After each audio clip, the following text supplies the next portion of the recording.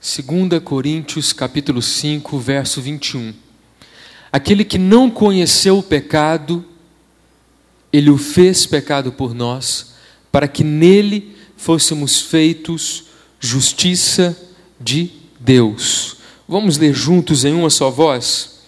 Aquele que não conheceu o pecado, ele o fez pecado por nós, para que nele fôssemos feitos justiça de Deus. Vamos aproveitar que hoje é quarta-feira, nós temos um pouco mais de liberdade. Vou fazer uma brincadeira. Quem foi Napoleão Bonaparte? Alguém? Quem foi Napoleão? Um líder da França. Quem foi Martinho Lutero?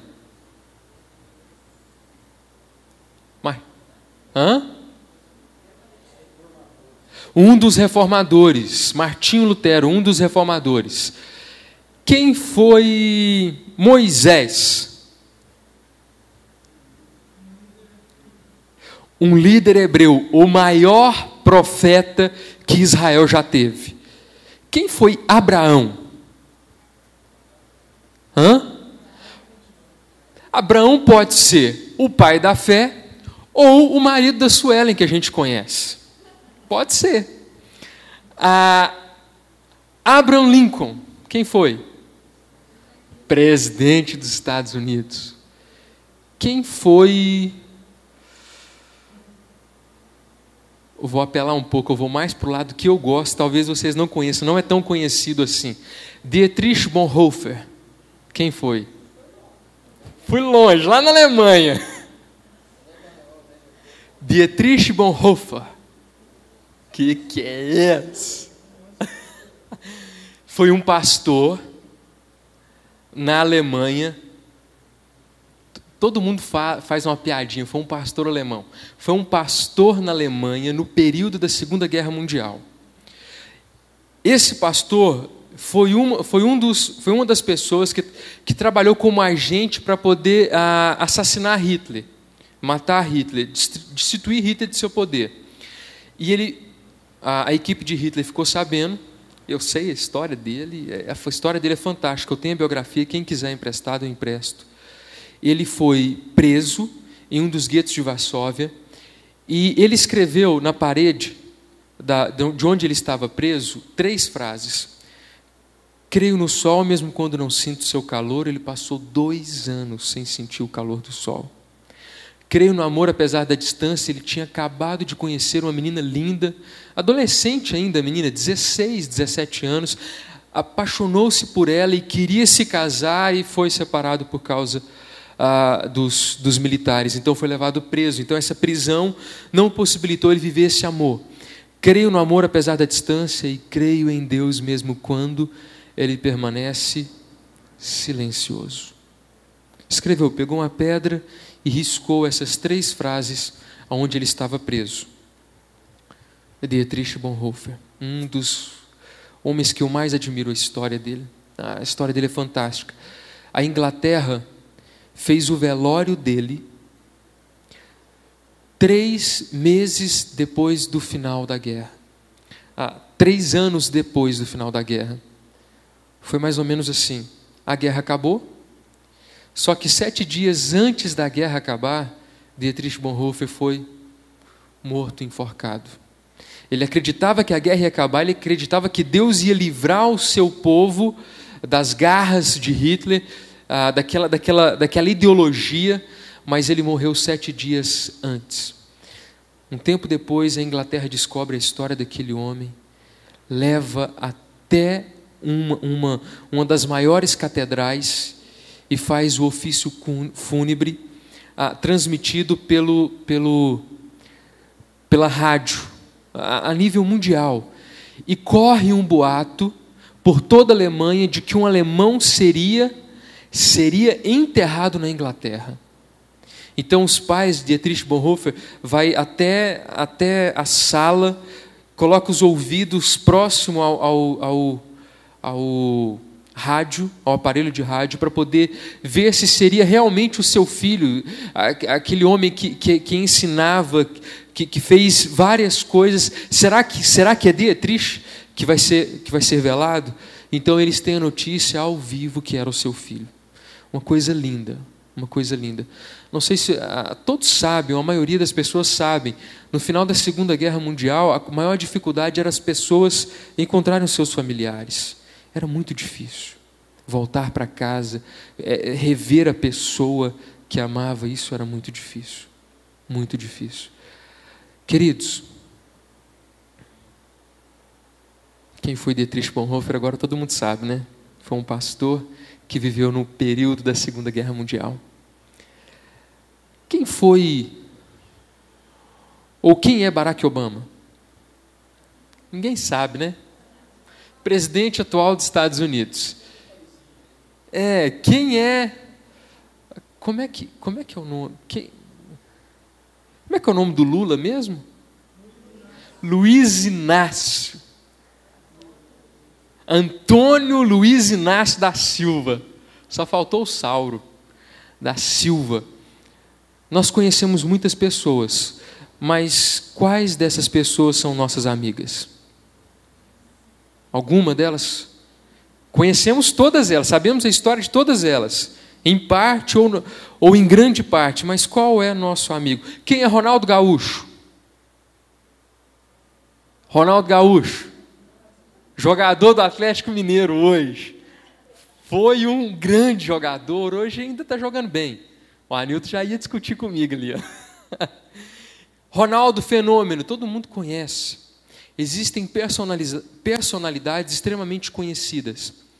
Mas quais são nossos amigos? Agora eu vou fazer essa pergunta. As crianças, a primeira música da cantata que as crianças vão cantar tem a frase: quem é Jesus? Quem é Jesus? Quem é Jesus? Meu melhor amigo, o que mais? Meu Salvador. Filho de Deus. Meu tudo.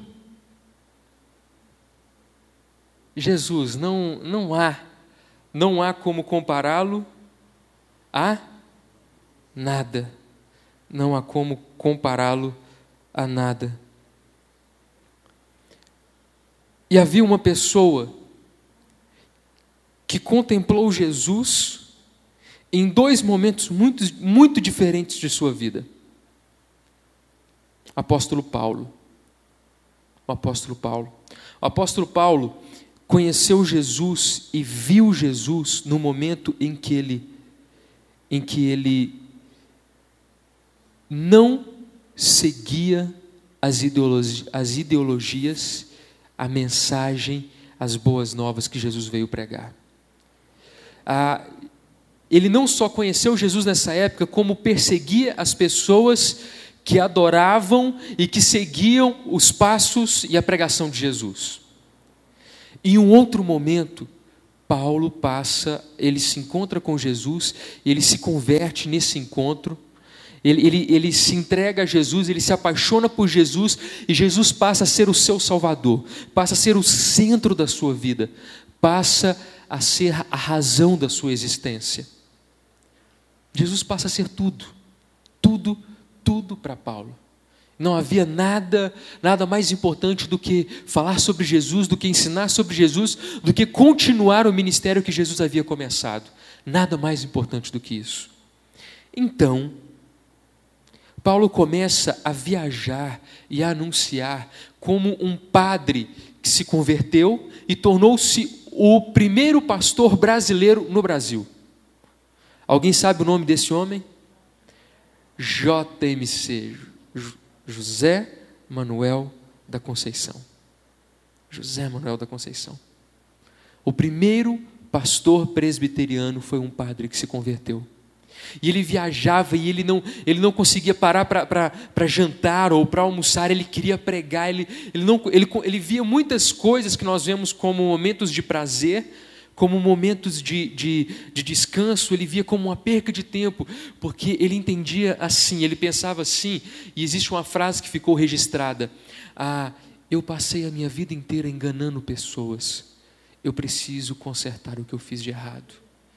Eu gastei quase a minha vida inteira enganando as pessoas. Eu preciso voltar em todos os lugares que eu falei, todos os lugares que eu ensinei e consertar tudo que eu fiz de errado. Eu preciso fazer isso. Ele viajou e ele foi em vários lugares para poder tentar consertar, tentar levar pessoas até Jesus. Paulo fez isso. E uma igreja era campeã. Ela era tricampeã, ela era penta de problema.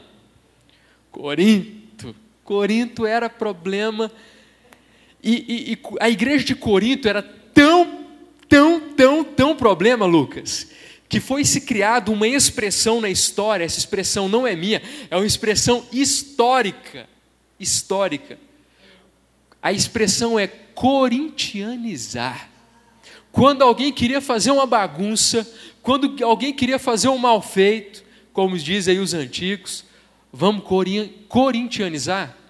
E aí, vamos para a farra, vamos corintianizar. Essa expressão não é minha, essa expressão não é atual, essa expressão é da época de Paulo. Vamos corintianizar. Jesus amado, está amarrado. Essa igreja, se juntar todas as igrejas que Paulo fundou, todas as igrejas que Paulo ajudou no ministério, se juntar todas não dão 1/3 do trabalho que Corinto deu. Não dão. E aí algumas pessoas se convertem e acham e acreditam que a igreja é o lugar de pessoas perfeitas. Não, mas lá na igreja eu não vou ter problema, porque a igreja é diferente.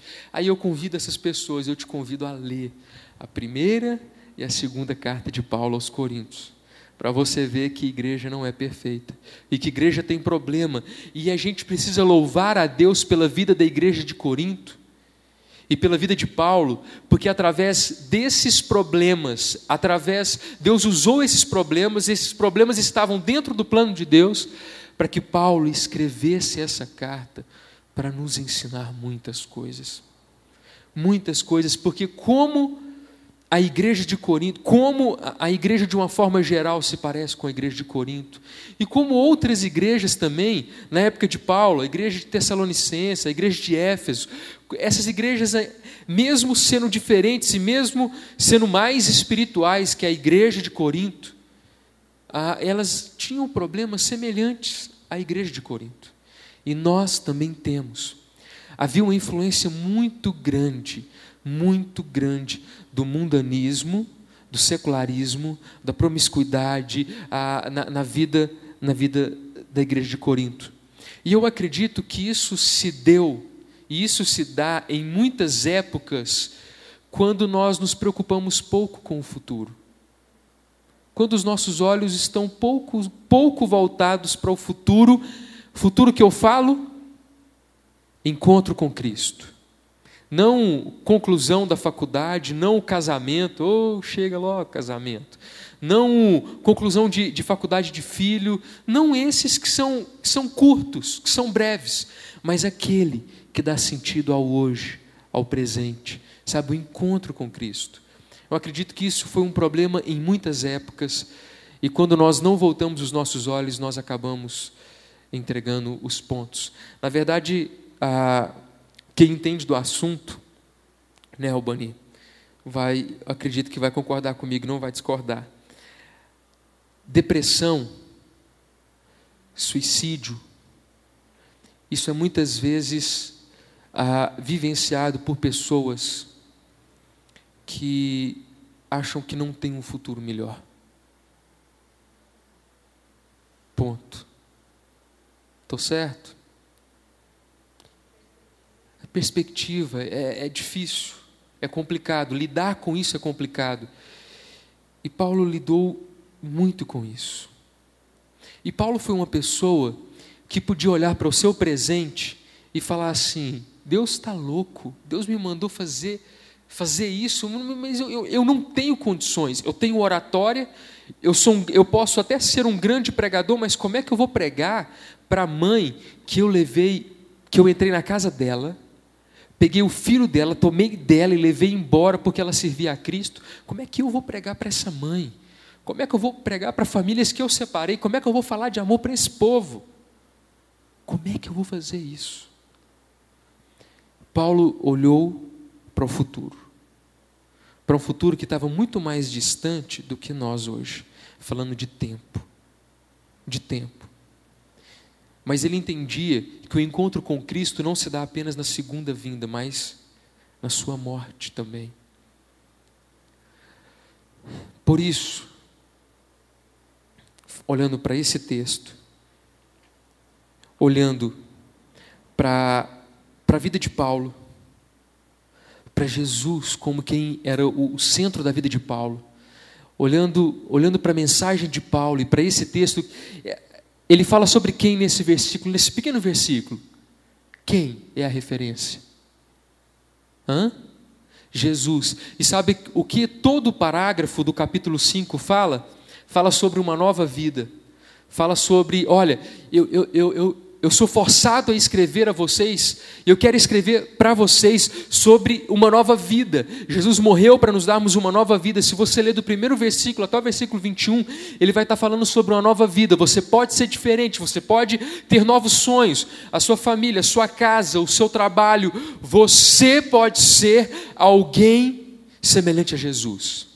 Você pode andar os passos de Jesus, você pode caminhar com Ele, você pode ter uma vida excelente, ou em excelência como foi a dele. Você pode fazer isso. E as pessoas, e ele respondendo como, ele responde usando esse versículo. Vocês me perguntam como, e eu lhes direi em Cristo Jesus, como ter uma vida em excelência. Eu vou lhes responder como ter uma vida agradável aos olhos de Deus, ou por quê. Como? Eu lhes digo como. Porque podemos confiar ou segurar as nossas vidas em Cristo Jesus. Ele é o nosso amigo. Nós podemos confiar tudo que temos, tudo que somos, andar nos seus passos. Nós podemos fazer tudo isso, acreditar cegamente, fielmente nisso, porque Ele é perfeito, como também são seus planos. Repete isso comigo. Porque Ele é perfeito, como também são os seus planos. Onde está isso no texto? Aquele que não conheceu pecado, ele é perfeito. Jesus está encorajando, o apóstolo Paulo está encorajando aquela igreja dizendo: vocês podem ser perfeitos, vocês podem ter uma vida de excelência, porque essa é a vontade dele, e nós podemos acreditar nisso, porque ele foi perfeito, ele não conheceu o pecado como nós conhecemos, ele foi perfeito. Quando Jesus andou pela terra, ele teve as mesmas tentações que eu e você, as mesmas tentações. Ele era homem como eu e o Anilton como somos homens. Ele andou e teve as mesmas tentações, as mesmas provações que qualquer outro. E ele fez milagres, eu vou ser ousado aqui, ele fez milagres como qualquer outro faria. Vamos entender isso aqui. Porque Jesus, o que fez Jesus curar um paralítico, Célia? De prima assim, de primeira. Fé. Jesus fez um paralítico andar por causa da fé que existia nele. Ele era Deus, mas por causa da sua fé, ele fez tudo o que fez. Tudo o que fez. E ele diz para nós que se nós tivermos fé do tamanho de um grão de mostarda, nós faríamos o quê? Transportaríamos montes. E eu conheci um homem que viu uma mulher desesperada atravessar a rua, dizendo que o filho tinha morrido. Pois aquele homem entrou dentro da casa dela, colocou o filho estava dentro da água, morto. Ele tinha virado, estava morto. Ele pegou e não foi fazer primeiros socorros. Ele pegou, colocou no peito e orou: Deus, devolve a vida para esse menino. E o menino voltou a viver. Amém? Jesus chamou a gente para isso. Ou não? Ele nos deu poder. Atos 1:8: recebereis poder ao descer sobre vós o Espírito Santo de Deus. Ele vai se apossar de vós, como eu disse no domingo à noite. Nós vamos ser posse de Deus.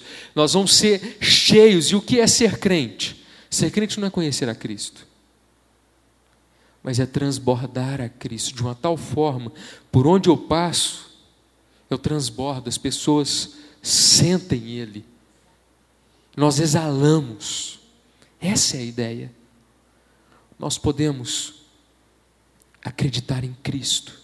Nós podemos acreditar que podemos viver uma vida de excelência. Não simplesmente porque Ele morreu em nosso lugar. Eu posso acreditar na morte dEle, na ressurreição dEle. Eu posso acreditar nele, no nome dEle. Eu posso confiar minha vida a Ele, porque Ele não foi homem como eu. Ele foi perfeito. Perfeito. E sendo assim, eu posso lhe entregar a minha vida. Ele não tem mácula, Ele não tem pecado, Ele não tem absolutamente nada. E eu posso entregar a minha vida, eu posso confiar a minha vida a Ele. Ele é perfeito. E estava surgindo um questionamento em Corinto, porque, Paulo, você está falando uma coisa, mas não dá para viver isso, cara. Não dá para viver sem sair no final de semana e beber uma. Não dá para viver com uma mulher só. Não dá para viver esse padrão e essa vida que você está falando. Dá para viver. Ele viveu. E Ele é o exemplo do que devemos ser. Essa é a ideia. Vocês não... Estava surgindo um questionamento. Se lermos todo o texto, vocês vão perceber isso. Então Paulo diz, dá para viver. Ele viveu. Eu estou na luta para isso. Por que nós todos não podemos viver assim? Nós vamos conseguir. Nós vamos conseguir. Nós podemos acreditar nisso porque Ele foi perfeito.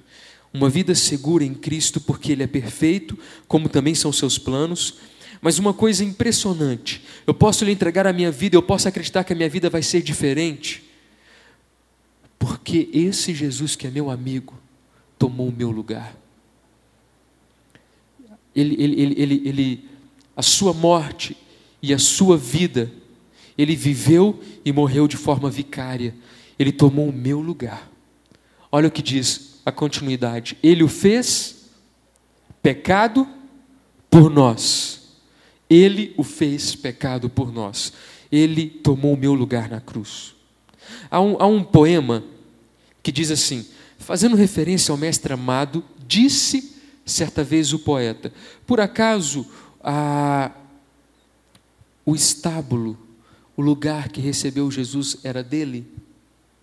Não, era emprestado. E a manjedoura que o Rei dos Reis foi recebido, era dele?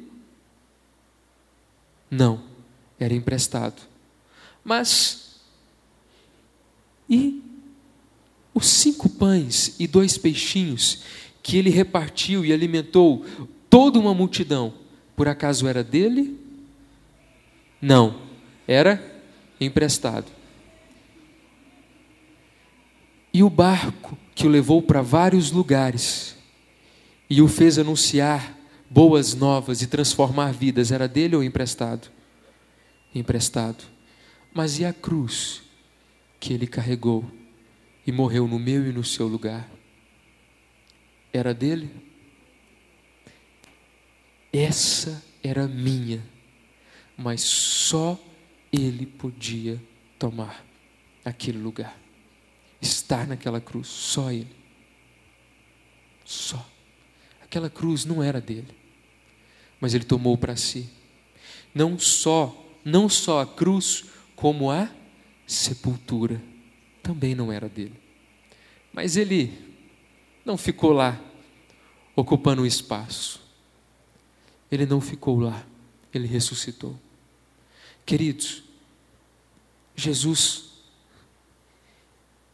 Filho de Deus, ele estava lá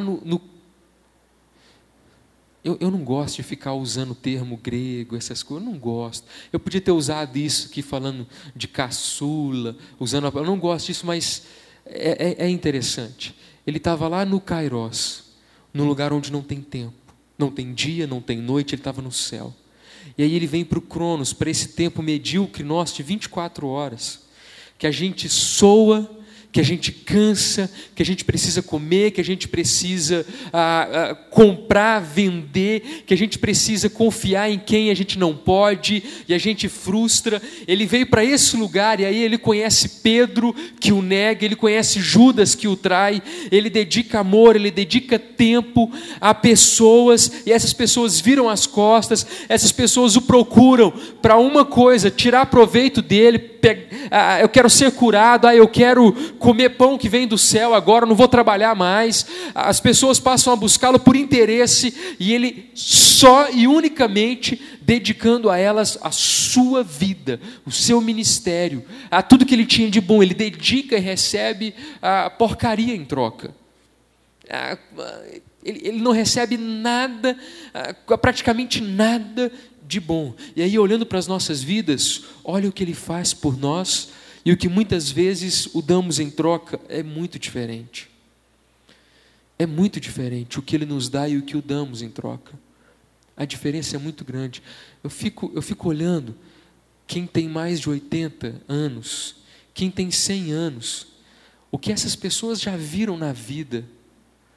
Nossa, eu fico olhando, eu às vezes fico indignado com algumas coisas. A Cléia estava compartilhando, não vou compartilhar tudo não, tá, Cléia? Vou camuflar aqui um pouquinho e tal. A Cléia foi viajar esses dias, ela ficou horrorizada com 2 cenas que ela viu. Agora imagina, a Cléia está novinha. Você imagina uma pessoa de 100 anos, o que essa pessoa já não viu na vida? Sabe do que as pessoas fazem com a sua própria vida e o que muitos crentes fazem com o nome de Deus. Sabe, imagina Jesus dedicando a vida dele a pessoas e as pessoas viram as costas. Ele tomou o nosso lugar. Ele morreu a nossa morte. Ele se fez pecado por nós. Se fez pecado por nós lá na cruz, quando ele diz: Pai, por que me abandonaste? Ele fala isso. Por que ele fala isso? Palpites. Por que ele fala isso? Por que ele diz essas palavras? Ali, naquele momento, ele se fez pecado. Continua. Na verdade, Lucas, Deus abomina o pecado, mas ele habita onde está o pecado. O que é o inferno?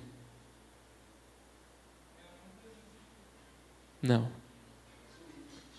É a presença em juízo de Deus. Ali, Jesus não estava vendo os nossos pecados, tomando para si os nossos pecados. Não é da Albani mais, Pai, é meu. Pai, não é do Alisson mais, é meu pecado. Ele não só tinha pegado os nossos pecados, carregado os nossos pecados ali na cruz, como sentiu a justiça de Deus, ele sentiu o inferno ali naquele lugar, naquele momento. Ele sentiu a justiça de Deus. E aí nós podemos confiar a nossa vida, podemos acreditar e podemos buscar viver como ele viveu, porque ele foi perfeito, como também são os seus planos, o plano de vir, de nos amar, de dedicar a sua vida a nós, vicário, tomando o nosso lugar, mas também porque ele é quem nos justifica e nos livra dos nossos pecados. Porque ele não só tomou os nossos pecados, mas Deus fez justiça nele. Sabe, nele, ali, a maior dor de Jesus, o maior sofrimento de Jesus não foi carnal naquele momento. Não foi. Foi espiritual. Foi espiritual. Se eu perguntar a alguém aqui, não vou perguntar a alguém aqui, vou fazer referência, porque dói. Dói muito mais perder um filho do que ser espancado. Dói muito mais. Se você perguntar para uma mãe o que ela prefere, ser espancada até quase a morte, ou ver o seu filho ser espancado até a morte, pergunta para ela o que ela prefere. O que dói menos? Ela vai dizer que dói menos bater nela. Quando Jesus toma o meu e o seu lugar, Ele sente as nossas dores, de quando você perdeu alguém, de quando você foi roubado, foi furtado emocionalmente, fisicamente. Ele sente a nossa dor quando nós pecamos e vem a consequência dos nossos pecados. Ele sente a dor que nós sentimos ao arrependermos e ao passarmos pela provação ou pela consequência dos nossos pecados. Ele sentiu tudo, ele sentiu as dores da nossa vida inteira. Você tem noção da dimensão disso? Isso foi muito mais doloroso do que o filme do Mel Gibson passa para nós, quando mostra ele sendo açoitado, quase até a morte, ainda carregando uma cruz. Falando sobre a crucificação de Cristo, eu não sei se você sabe, Jesus foi a única pessoa que teve ajuda para carregar uma cruz. A pessoa que carregava a cruz, a pessoa que tomava uma cruz, ela tomava a cruz, saía e nunca mais voltava. Quando alguém era tirado de uma aldeia ou de uma cidade para carregar a cruz, aquela pessoa nunca mais voltava. Simão foi a única pessoa que carregou uma cruz e não foi crucificado nela. Foi a única pessoa. Jesus não tinha condições físicas, emocionais, espirituais, nem de carregar o seu próprio corpo. Eu não sei se você sabe, mas a crucificação, o lugar mais alto e o lugar do meio era para a pessoa que tinha cometido os maiores crimes. Jesus foi considerado sem culpa. Sem culpa. Quem lavou as mãos? Quem lavou as mãos? Pilatos lava as mãos. Esse homem não tem culpa. Vocês querem que o sangue dele caia sobre vocês e sobre os seus filhos. Eu não tenho nada com isso. Ele não viu culpa. A cruz de Jesus era a cruz do meio. Aos olhos humanos não havia pecado, não havia crime naquela cruz. Mas olhando espiritualmente e aos olhos de Deus, qual era a cruz que tinha mais crimes? A de Jesus. Quem morria na cruz não podia ser sepultado, ninguém podia ser sepultado. Havia um lugar ali próximo que era jogado os corpos, eles ficavam ao léu, ao relento. Jesus foi sepultado, o único homem que não carregou a cruz e que foi sepultado e que foi crucificado. Um único homem. Ele toma o nosso lugar, ele carrega a cruz quase morto, carregando o peso das dores físicas e da dor dos nossos pecados. Quero dizer para você que quando um pregador, quando alguém diz que você não está só na sua luta, está difícil. Quando alguém vira para você e diz que Jesus conhece a sua vida, que Ele conhece a sua existência, que Ele conhece a sua luta, a sua provação, Ele conhece porque Ele tomou o seu lugar, porque Ele sentiu a sua dor. Ele sabe. Ele sabe. Ele foi perfeito e mesmo sendo perfeito, Ele tomou o nosso lugar. Ao tomar o nosso lugar, Deus o disciplinou para que não passássemos pela disciplina eterna.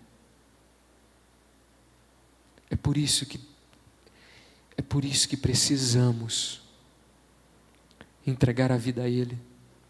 É por isso que não pode haver sombra de dúvidas em nossos corações quanto à vida cristã. Eu estou dizendo isso porque às vezes é incoerente, há incoerências no que lemos. Hoje eu trouxe uma Bíblia maior. Ó. Essa é de crente bom. Se a gente medisse o tamanho da fé pelo tamanho da Bíblia. Domingo eu estava com essa aqui. Ó. Às vezes há uma incoerência do que a gente lê, do que a gente ouve cantando, do que a gente ouve quando alguém prega. A gente olha e fala assim: está falando para eu orar pelo meu filho, mas eu oro há tantos anos e ele não converteu. Está falando para eu orar, que se eu orar melhora, mas quanto mais eu oro, mais a sobração aparece. Está falando que vai ser melhor, mas não melhora. Está falando isso, está falando aquilo, mas eu não tenho resposta. Eu coloco diante de Deus e eu não tenho resposta. Eu vou te fazer um convite a viajar comigo. E eu vou te fazer uma pergunta. A vida de Abraão foi fácil? Você acha que foi fácil Abraão pegar um filho de 14 anos, o filho que ele amava, filho da promessa de Deus, pegar aquele filho e viajar com ele? Deus falar para ele: olha, você vai pegar o seu filho e você vai sacrificar no lugar que eu vou mostrar. Pega ele e vai. Sai andando que eu vou te mostrar. Você acha que foi fácil para Abraão? Você acha que foi fácil para Moisés sair corrido do palácio, foragido do palácio, depois ter que voltar para lá e dizer para o irmão de criação: olha, ou você manda todos os escravos saírem, ou então vai acontecer isso? Você acha que foi fácil lidar com isso? Acha que foi fácil ouvir 1 milhão de pessoas? O Anilton é presbítero. Nós temos quantos membros aqui, Anilton? Nós temos muitos, uns 500 aí e tal. Imagina, o conselho são 9 presbíteros mais o pastor. Imagina, os 9 presbíteros e o pastor, eles estão dividindo o cargo. As pessoas, quando vão reclamar de alguma coisa, às vezes reclamam do pastor ou do presbítero tal, ou não sei o que tem, tal, está dividindo a reclamação e os ouvidos. Imagina um único homem ouvindo mais de 1 milhão de pessoas reclamando. Não, peraí, você trouxe a gente para morrer aqui, melhor ficar escravo lá. Não, peraí, não, sem água. Não, Moisés, ô Moisés, a vida desse homem, gente, foi fácil? Não. A vida de Davi foi fácil, gente? Não foi fácil. A vida de Davi também não foi fácil. Ele passou por maus bocados. Eu falei que Davi não se importava para aparências no domingo à noite. Porque quando olhamos para a história de Davi, o que marca a história dele e a vida dele é ele não se importar com aparências ou com a aparência. Mas em um determinado momento ele se importa. Ele tenta encobrir o seu pecado. O pecado do adultério, de mandar matar o marido da mulher que ele ficou para que ele pudesse ficar com ela. Ele tenta encobrir esse pecado, ele paga um preço muito alto. A angústia era tamanha que ele sentiu seus ossos envelhecerem. O peso do pecado. A vida de Davi não foi fácil. A vida de Paulo foi fácil? Não foi fácil. Isaías morreu, o profeta Isaías morreu cerrado ao meio. A vida dele não foi fácil. Pedro morreu crucificado de cabeça para baixo. Quando falamos para orar, para buscarmos respostas de Deus, quando olhamos para esses homens, nós vemos que os olhos destes homens não estavam postos no presente. Sabe, o coração deles amava tanto a Jesus, tanto a Deus, que se fosse para morrer, valia a pena viver para morrer por Cristo. Pelo resultado, sabe, pelo prêmio que eles teriam na glória. O problema é que hoje, Hoje, os nossos olhos, muitas vezes, estão postos no agora. Não, mas eu quero agora. Não, mas aquela casa, será que comprar aquela casa? Mas está demorando tanto, não sai o documento, mas não aprova isso, não aprova aquilo. Aí é o carro, é aquele financiamento, é aquele empréstimo, é isso. A gente quer tudo para ontem. Para ontem. E Deus não nos criou para vivermos para ontem. Ele nos criou para vivermos para o amanhã. Para termos os nossos olhos lá. E Paulo queria que as pessoas entendessem a partir desta verdade, que vale a pena viver com Ele, vale a pena confiar as nossas vidas a Ele, porque nele temos um futuro. Só nele. Só em Jesus temos um futuro. E essa é uma das frases mais belas que eu conheço. Em Cristo nós temos um futuro. Cássio, você quer o melhor para o seu filho. Estou certo ou estou errado? Para os seus filhos, você tem 2.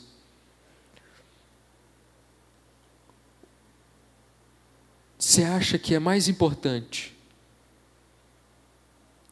eles serem médicos conhecidos ou crentes conhecidos? O que é mais importante?